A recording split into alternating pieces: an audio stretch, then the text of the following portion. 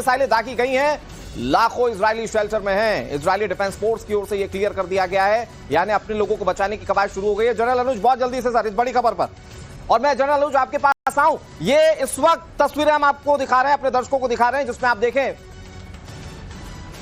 कहां कहां हमले किए गए। ये बैलिस्टिक मिसाइलें दागी गई हैं और ये वो जगह हम आपको दिखा रहे हैं जहां पर हमले किए गए। ये इजराइल जेरूशलेम के आसपास के इलाके, आप देखें तेल अवीव, सबसे ज्यादा हमले वहां पर हुए हैं। ये जो आप रेड मार्क देख रहे हैं, वो मैप बना हुआ जो देख रहे हैं, जो पिन हमने किया हुआ है, ये वो इलाके हैं जहां पर हमले किए गए।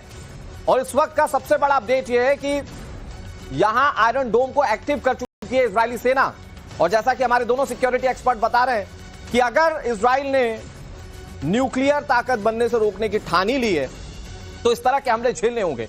और इस वक्त इस तरह के हमले इजराइल लगातार झेल रहा है, दोनों तरफ से हमले किए जा रहे हैं। इस वक्त बारी जो है वो ईरान की है। और इस वक्त जो आप तस्वीरें देख रहे हैं, ये मैप में जो मैं तस्वीरें आपको दिखा रहा हूं, ये बताया जा रहा है कि ये वो इलाके हैं जहां पर हमले किए गए। मैं जरा बिग बॉल पर आपको तस्वीरें दिखा देता हूं, फिर उसके बाद अपने सिक्योरिटी एक्सपर्ट्स के पास जाता हूं। ये देखिए तस्वीरें, ये इजराइल का मैप है और मैं आपको इसमें डिफरेंशिएट नहीं कर पाऊंगा, इतने हमले किए गए।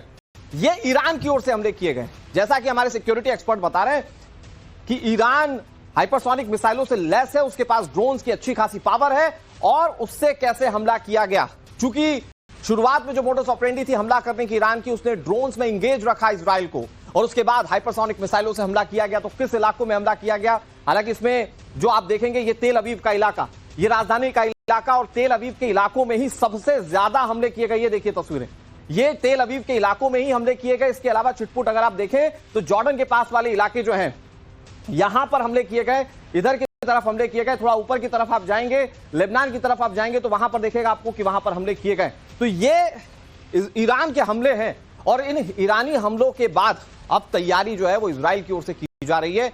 इजराइल की ओर से पहले तो इन हमलों को रोकने की कोशिश की जा रही है। कहा जा रहा है कि आयरन डोम एक्टिव किया जा चुका है, इन हमलों को रोका जा रहा है, कई मिसाइलों को अभी ध्वस्त किया जा चुका है। और फिर उसके बाद हो सकता है कि एक और बड़ा हमला जो है वो इजराइल की ओर से देखा जाए। मैं बहुत जल्दी से अनुज सर आपके पास आ जाता हूं। जो हम मैप अपने दर्शकों को दिखा रहे हैं, इसमें दिख रहा है कि कितने बड़े पैमाने पर हमला किया गया। तो कम से कम ये जो मैप है ये बता रहा है कि ईरान ने भी अपना स्टेटमेंट क्लियर कर दिया है कि हम बदला लेंगे।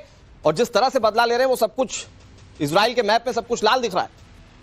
अनुराग, मैं आपको एक छोटी सी बात बताना चाहता हूं, क्योंकि इजराइल एक छोटा देश है, इसलिए 200 हमले भी पूरे के पूरे उसके मैप को कवर कर लेते हैं। और अगर ईरान में 400 हमले भी होंगे तब भी ईरान का इतना बड़ा देश है, ईरान का वो आपको नक्शा ऐसा लगेगा कि बहुत कम हमले हुए हैं। ये बात सच नहीं है। सच्चाई ये है कि ईरान ने जितने जो हमले किए हैं वो पूरे इजराइल के ऊपर किए गए हैं, उसमें से 90% नाकाम कर दिए गए हैं। ये मैं आपको बता सकता हूं, क्योंकि न केवल आयरन डोम, थर्ड सिस्टम, एडी सिस्टम उसका एक्टिव है, अमेरिका के नेवल एसेट्स एक्टिव हैं, और वहां पर पूरी तरह से उन्होंने एक टियर्ड एयर डिफेंस सिस्टम लगाया हुआ है। तो देखिए, हर सिस्टम की कोई ना कोई हदबंदी होती है, और कुछ मिसाइल्स निकल के जाएंगी, इसमें कोई शक नहीं है, कुछ ड्रोन्स निकल करके जाएंगे, इसमें भी कोई शक नहीं है। असल बात ये होती है कि किस टारगेट के ऊपर क्या असर डाल पाए। आप जब ये बता रहे हैं कि इसका बहुत ज्यादा इंपैक्ट नहीं होगा, एक बड़ा स्टेटमेंट ईरान की ओर से सामने आ चुका है, वो अपने दर्शकों को बता देते हैं। ईरान इजराइल जंग पर एक बहुत बड़ी खबर आ रही है। इजराइल का हमला डिक्लेरेशन ऑफ वॉर है, ये ईरान कह रहा है। ईरान ने इजरायली हमलों को युद्ध की घोषणा करार दिया।